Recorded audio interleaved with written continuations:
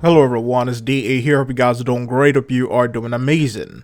Today we have a big question, a big debate going on. Should any full price games ever have microtransactions in it? Considering that you already paid $40, $20, or $60, or $80 for the base game. This is a big debate or an ongoing thing going on in the gaming community right now, and gamers have been fighting this for years. This is something that falls in line with predatory practices and inflated prices in cash shops of many games, and with the alleged leak of the Anthem cash shop, this is even a lot more bigger. To challenge or support this debate, people have often used games like God of War, Spider-Man, or even free-to-play games like Warframe. And we will be approaching this on this platform from two angles because God forbid somebody ever thinks for themselves and looks at things from two sides. And I ask that you watch this video to the very end because the comments you made will be based on if you even watch this video to the end at all, because we will be addressing this from a consumer standpoint and the standpoint of the business owner. We must first look at differences between other full price games and games like Anthem. Then, of course, we will be looking at free-to-play games and then Anthem as well. So, shall we? When we look at these full-price games mentioned in this debate, Spider-Man, God of War, these are two amazing games, even Game of the Year.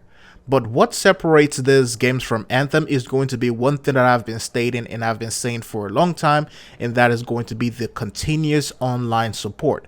I already stated that most full games often get server or online support for at least 2 years before the developers start preparing for the next installation or before they start rolling it out. So those games will stop getting support. Spider-Man, Gears of War will stop getting support after a certain amount of years and they will move on to the next installation. Whereas in games like Anthem, it is a game as a service model, which means it is always constant and continuous.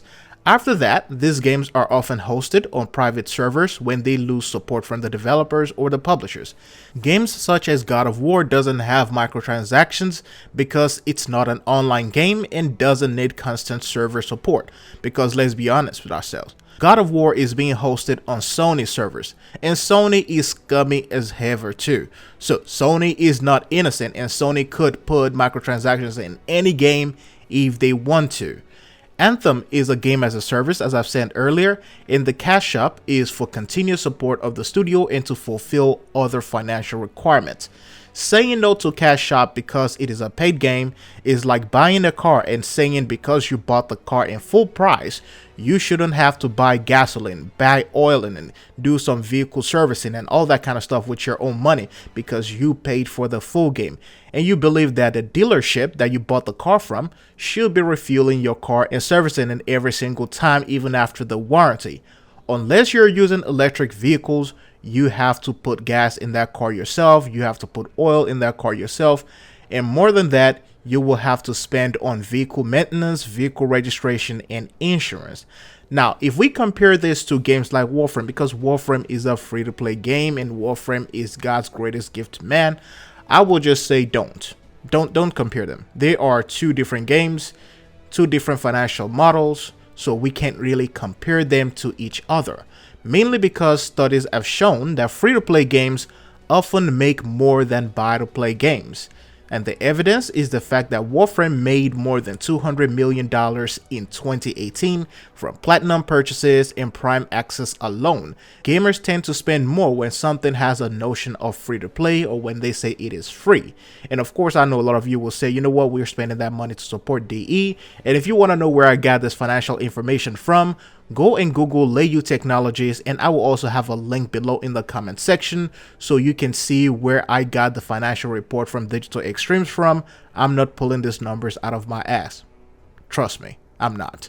Now, in terms of player concerns, this will affect the grind of the game for a small item, and this is going to be a big problem. Because we're also going to have to be looking at how many runs or contract or quest or anything do you have to do to be able to afford a single small skin. And this is where things are going to be very bad if these leaked numbers are not scaled down to at least 20% or 10% before the release, because this is going to be terrible. Really, really terrible. I was one of those people who was able to get at least 2,000 coins in the VIP demo before it was over. And I think that is going to be the sweet spot for any in-game cosmetic cost. Prices like this are predatory and should be removed because it is really damaging to the developer community relationships. You know, players are starting to love the developers and all that kind of stuff. And when we have prices like this, it is just ridiculous. And some of us are already, paying for PlayStation Plus. We're already paying for Xbox Live. We already have Origin Basic and Premier subscriptions.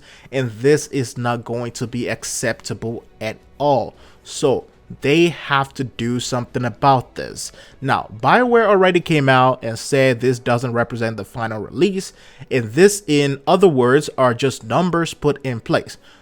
What I believe is going on is that BioWare will be using the VIP and open demo numbers on how much players were able to gather before those events are over. They're going to use it to scale down the cash shop so the grind isn't so taxing. So, in other words, they're only using this to collect data, and everybody is jumping on the hate trade. So let us slow down a little bit, and then once other people start reviewing the game, look at it and then make your decision if you want to buy it or not, or if you want to pass and move on. Now, those are just my thoughts. Those are my opinions. I supported a lot of things I say with evidence and also other information as well. Thanks for watching. I'll see you in the next one.